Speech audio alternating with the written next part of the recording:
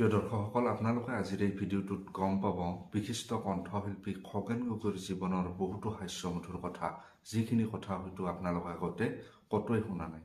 গতিকে এটা এটাকৈ আপোনালোকক সেই হাস্যমধুৰ কথাসমূহ জনাই যাবলৈ চেষ্টা কৰিম। আৰু সেইসমূহ কথা কৈ গৈছে আপোনাৰ মোৰ মৰমৰ শিল্পী জুবিন গাৰ্গে এটা ইণ্টাৰভিউত।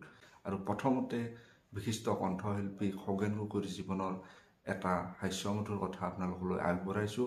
আৰু সেইটো হৈছে কিয় খগেন গগৈয়ে জাপানীজ ছোৱালীৰ প্ৰেমত পৰিছিল। চাই লওক এই ভিডিঅ'টো। এইটো বহুত জমনি মুহূৰ্ত, মানে খগেনৰ লগত অদ্ভুত, আৰু এইবিলাক কৈ শেষ কৰিব নোৱাৰি। মৰণত কৰ, তাৰপিছত সেই বিয়া পাতিবলৈ বহুত জোৰ কৰিলোঁ। প্ৰায় যিয়ে নহওক আজি ভাল 15 বছৰীয়া এটা প্ৰচেষ্টা মই দিলোঁ বিয়া পাতিবৰ কাৰণে।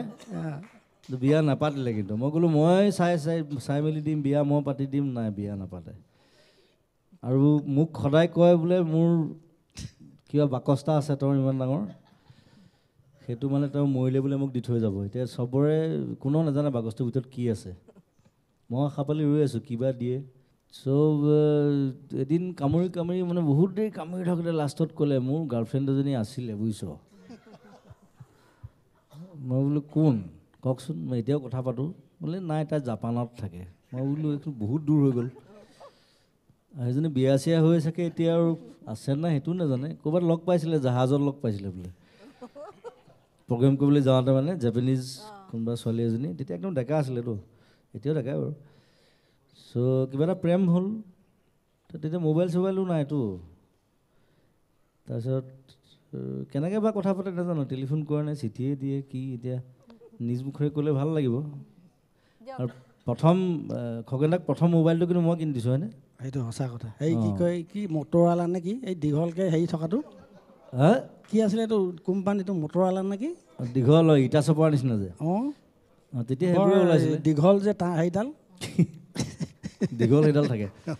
তাৰপিছত ৰাতি মোক মাতি পঠাইছে 2টামান বজাত, মানে 1:30মান বজাত মাতিছে ৰাতি। কৈছে ঐ এইডাল মোক শিকাই দিওঁ। তাৰপিছত এতিয়া জানে বাৰু, এতিয়া ফোন চোন ৰিচিভ কৰিব জানে।